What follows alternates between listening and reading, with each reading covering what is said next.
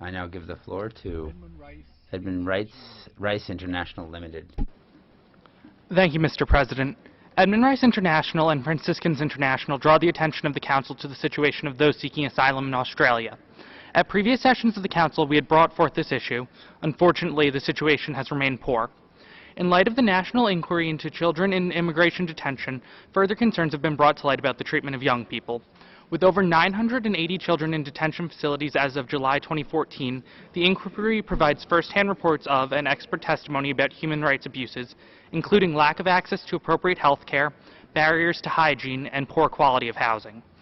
Further concerns arise over the allegations that Australia no longer asks those seeking asylum if they have been victims of torture.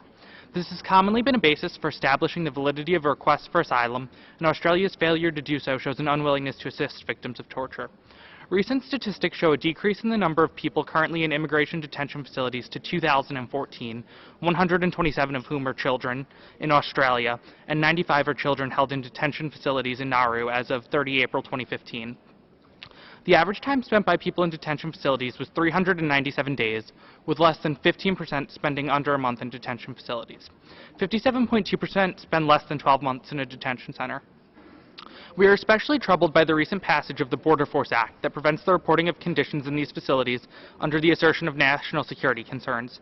The Act poses a threat to the transparency and oversight necessary to ensure the protection of basic human rights by enforcing an oath of secrecy on all people working at a detention center.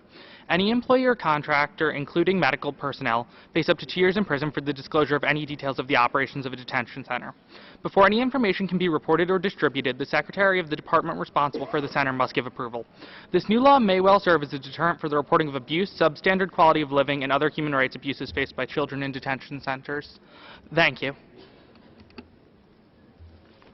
Gracias, Edmund Rice.